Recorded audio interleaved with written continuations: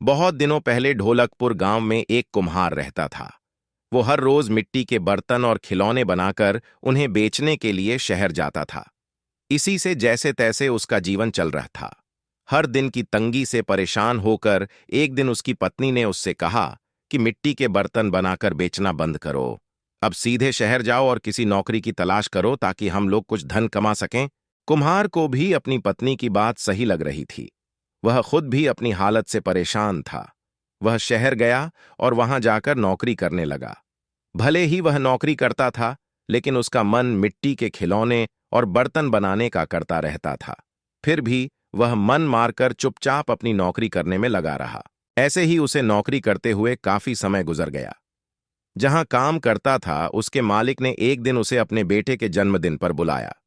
जन्मदिन के उपहार के तौर पर हर कोई महंगे महंगे तोहफे खरीद कर ले गया था।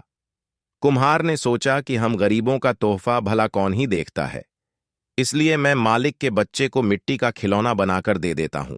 यही सोचकर उसने मालिक के बेटे के लिए एक मिट्टी का खिलौना बनाया और उसे उपहार के तौर पर दे दिया। जब जन्मदिन की दावत खत्म हुई, तो मालिक के बेटे और उसके साथ के दूसरे बच्चों को मिट्टी का खिलौना खूब पसंद आया। वहां मौजूद सभी बच्चे वैसा ही मिट्टी का खिलौना लेने की जिद करने लगे। बच्चों की जिद देखकर व्यापारी की दावत में मौजूद हर कोई उस मिट्टी के खिलौने की चर्चा करने लगा। हर किसी के मुंह में एक ही सवाल था कि आखिर यह शानदार खिलौना कौन लेकर आया है। तब वहां मौजूद लोगों में से किसी एक ने बताया कि उनका नौकर यह खिलौना लेकर आया है। यह सुनकर हर कोई हैरान हो गया। फिर वो सभी कुम्हार से उस खिलौने के बारे में पूछने लगे। सबने एक सुर में कहा कि तुमने इतना महंगा और सुंदर खिलौना कहां से और कैसे खरीदा? हमें भी बताओ। अब हमारे बच्चे इसी खिलौने को लाने की जिद कर रहे हैं।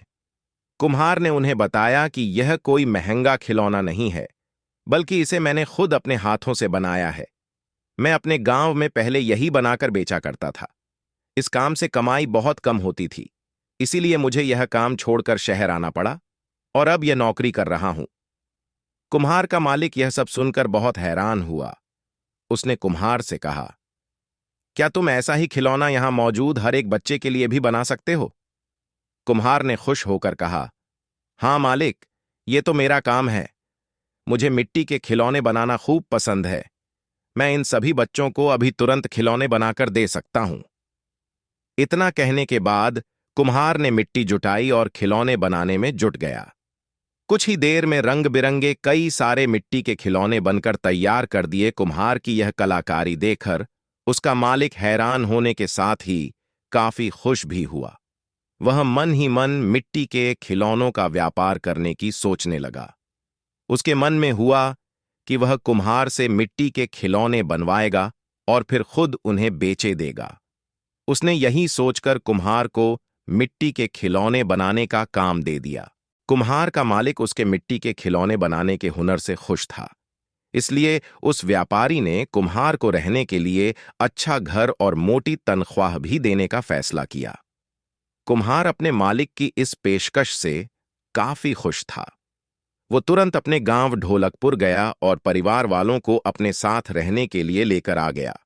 खाने की तंगी और पैसों की कमी से जूझ रहा कुम्हार का परिवार आराम से व्यापारी के द्वारा दिए हुए घर में रहने लगे। कुम्हार द्वारा बनाए गए खिलौनों से उस व्यापारी को काफी मुनाफा भी हुआ। इस तरह से सब अपनी जिंदगी आनंद और खुशी के साथ जीने लगे। वीडियो पसंद आया हो तो चैनल सब्सक्राइब जरूर कर लीजिएगा। धन्यवाद।